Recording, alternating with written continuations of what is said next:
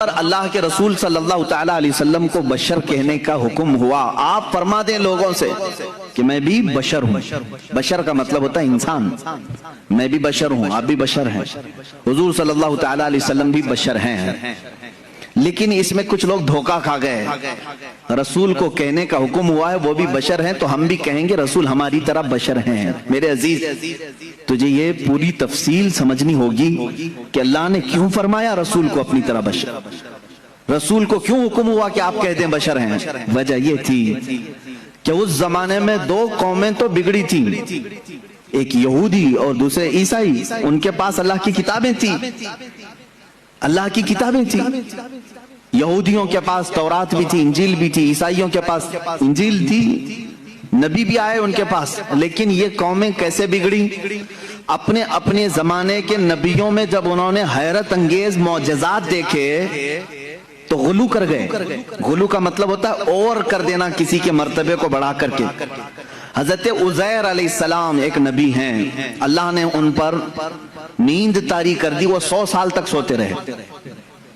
قرآن پاک میں اللہ نے اس کا تذکرہ بیان فرمایا ہے، 3 پارے میں ہے، سورہ بقرہ ہی میں ہے۔ 100 سال تک ایک ہی مقام پر سوتے رہے، پھر 100 سال کے بعد مولا نے دوبارہ انہیں اٹھایا اور وہ اپنی قوم کے پاس آئے۔ ان کے بچے ان سے بڑی عمر کے ہو چکے تھے، یہ غالباً 33 یا 35 سال کی عمر میں گئے تھے، واپس جب اٹھائے گئے 100 سال کے بعد تو ان کی جو عمر تھی وہی تھی، لیکن جو قوم کی عمر تھی وہ 100 سال آگے جا چکی تھی۔ اب اس معجزے کو دیکھ کر کے کئی لوگ ششدر رہ گئے، کیا کوئی 100 سال کے بعد دوبارہ اٹھ سکتا ہے؟ کوئی موت کے بعد دوبارہ آ سکتا ہے؟ تو ان لوگوں نے کیا کہنا شروع کیا، ایسا حیرت انگیز کام ہم نے آج تک دیکھا نہیں تھا، اگر عزیر کے ساتھ ایسا ہوتا ہے تو یہ اللہ کا بیٹا ضرور ہوگا۔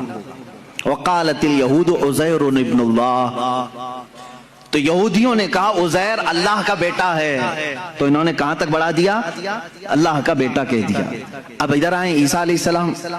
عیسیٰ علیہ السلام دنیا میں وہ تنہا شخص ہیں جو بغیر باپ کے پیدا کیے گئے۔ آدم علیہ السلام کے بعد، آدم علیہ السلام کو تو اللہ تعالیٰ نے بغیر باپ بغیر ماں کے پیدا کیا، لیکن عیسیٰ علیہ السلام صرف اور صرف حضرت بی بی مریم سے پیدا کیے گئے، اور حضرت مریم کو کسی نے چھوا تک نہیں، وہ اتنی پاکیزہ تھی۔